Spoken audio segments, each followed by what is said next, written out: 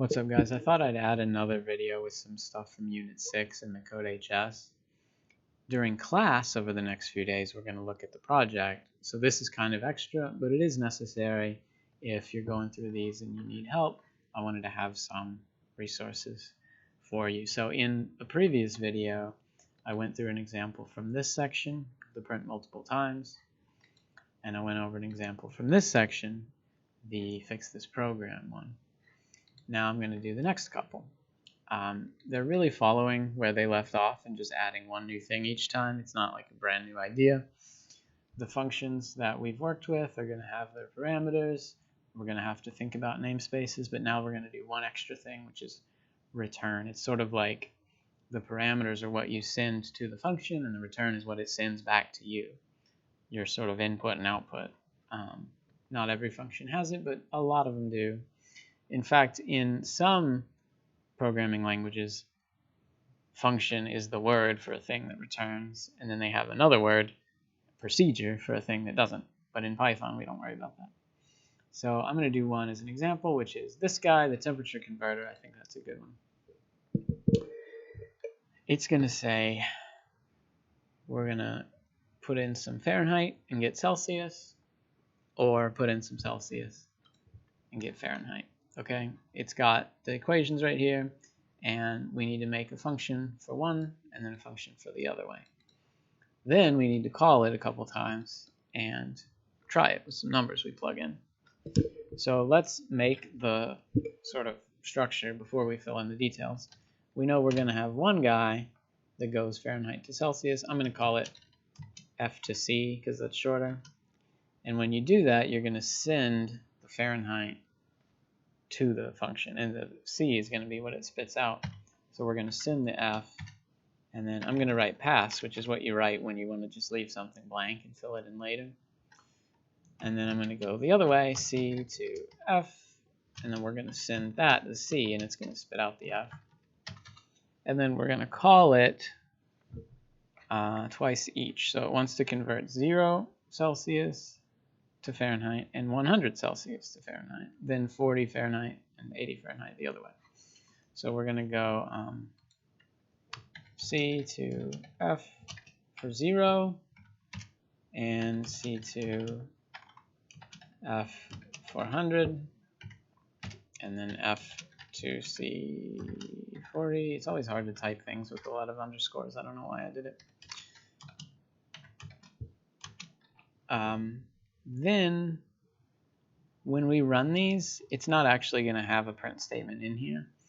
That might have been the way you did it in the previous lesson, and that's totally fine. But the way they want to set it up this time is that this will just give an answer, and then we are going to print it on each of these lines.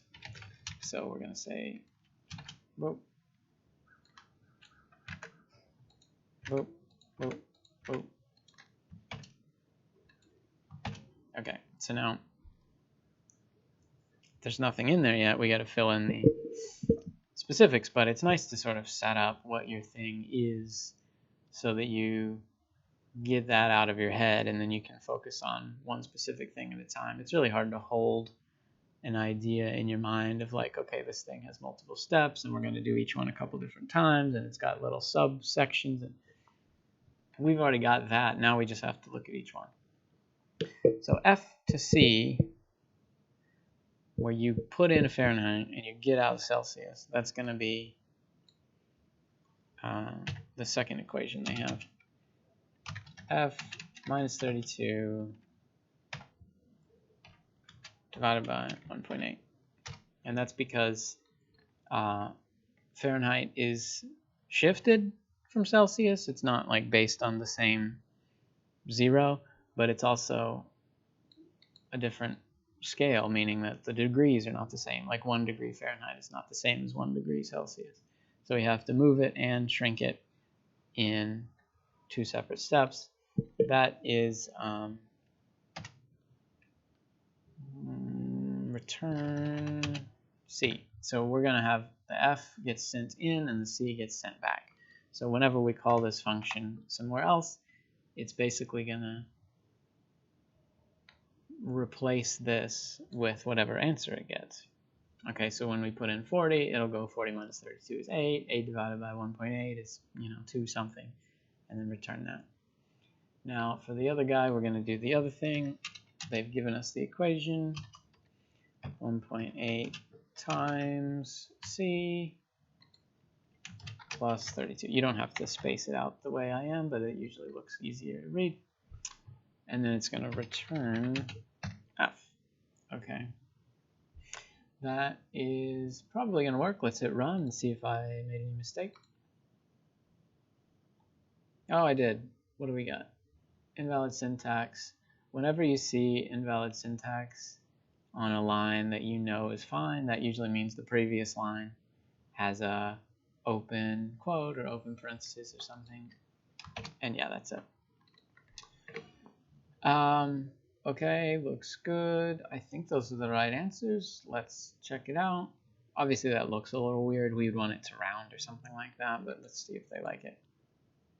Hey, they do like it. Okay, so I'm gonna look ahead because guess what? In the next section, there's temperature converter part 2. So it's gonna take what we got and just add another thing. So even if you didn't quite get that, you're gonna keep looking at it and we will hopefully catch you up. So this next section is related to functions, although it's not always in a function, it's not always connected. The idea is that sometimes you have a line that could result in an error, and you don't want that to crash your program. You would rather say, hey, let's try this line, see what happens, and if there's an error, we're going to be ready for it. We're going to handle it and have a backup plan. So they use the word except. That's another one of our keywords that we have now, like if or while or something like that. And the thing you do first is try, another very simple keyword and work. So we're going to do try and except. They're kind of like if and else, or one of those kind of pairs, Now, if we open up temperature converter part 2, it's going to say, hey, take your code from last time and bring it over, and then add another little thing to it. It's going to say, if the user enters something that can't be converted to a float, print an error message. Now, we didn't say it in the previous one. We never said the word float, but that's what type this is, because a lot of times it's going to end up with a decimal. Okay, anytime you have division, it's probably going to not work as an integer unless you just lock in the possibilities where it's always going to be whole numbers. The float type can hold a bunch of decimals, and often we'll round it because it looks dumb if you print this whole answer, but they're not talking about rounding in this one.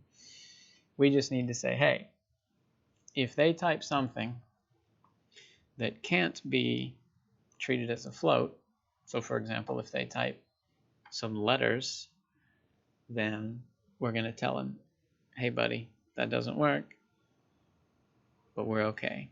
We're not going to crash. We're not going to give you an error. We're just going to say it calmly and move on. Okay.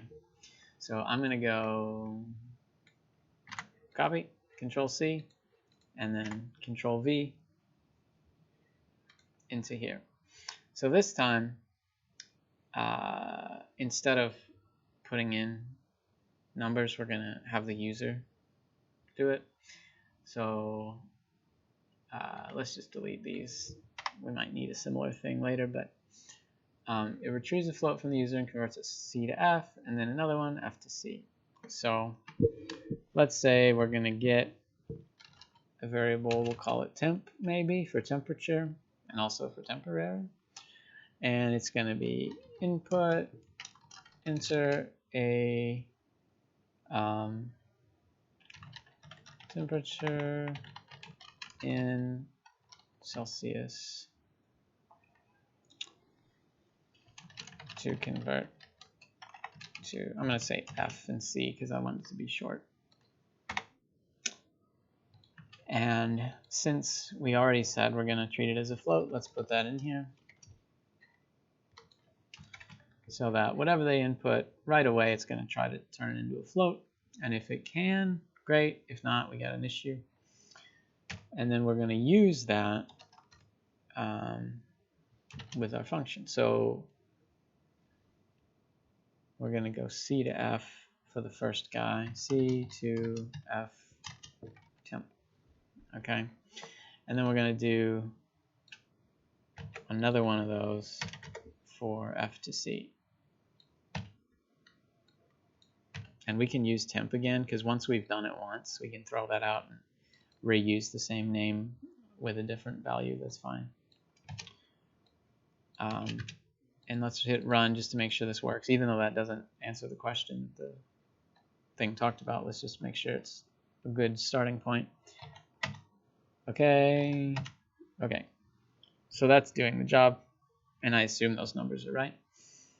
Now what we want to do is add this error handling. So if I hit run, for example, and I said 5 in English, it's not going to work, because it tries to treat that as a float, and the float has no idea what those characters mean. So it's going to be running into problems. So we want to say, hey, let's try this. If it doesn't work, we'll tell them. Does it give us a message? No, it just says print an error message, so it doesn't say what specifically. So we're going to add a line that says try. And just like if and while and other things, you put a colon. And then just like those other guys, you probably indent. Maybe both of these. We'll see how that goes. And if that doesn't work, we're going to say, let's say that doesn't work. Let's try it, see what happens. I'm going to hit run, and then I'm going to say 5. Hey, that's pretty good, right? It says that doesn't work. And then we could do that for the other one. This isn't done, by the way. It's not going to let us get all the check marks, but we'll talk about that in a second.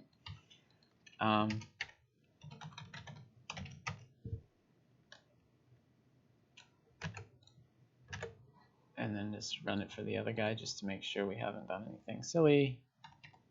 That one's good, and this one's not good. Okay, so if I hit check code, it's not going to give us the full thing. Because, here's the deal, and they tell you this in the CodeHS. It's pretty rare that you just say accept on its own. Usually you'll say accept and then the specific kind of error that you're looking for. Because there are a million errors that could happen in Python. It could be something with the code, something with the computer, something with all kinds of stuff. And you usually want to have a more targeted exception in mind.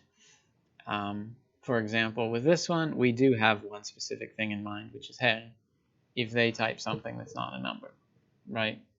We're not trying to prepare for if the computer has memory issues or whatever. We're just trying to prepare for one specific thing, which is if they type something that's not a number. And there are actually 2 errors that are pretty similar, and I always confuse them. There's one called type error, and there's another called value error. But specifically the one we're looking for this time, and they mention this in the CodeHS, and we'll see it as we go, is called value error. So we want to put that right here to say we're not just looking for if that doesn't work. We're looking for if that doesn't work for this specific reason. If it had some other error, it wouldn't trigger this thing, which is why our error message should be more specific, Now, let's try that. I think they're going to like it. And let's try to run just to make sure. Okay, and then let's do one that actually does work. Okay. So we learned a little bit about the try and accept. We'll, of course, see other types of errors, but this is one of the main ones. Like I said, the other one we might see is type error, which is a similar thing. It's like if it gets an integer when it was looking for a string or something. In this case, it gets a value that it tries to treat as a float, and it's running into a similar error. So take a look at the rest of Unit 6. If you have questions, let me know, but I'm going to try to post some little updates like this But in class, I'll mostly focus on the project because that's bigger and that sort of takes a few sittings to do, where we don't want to wait until the end. Thanks.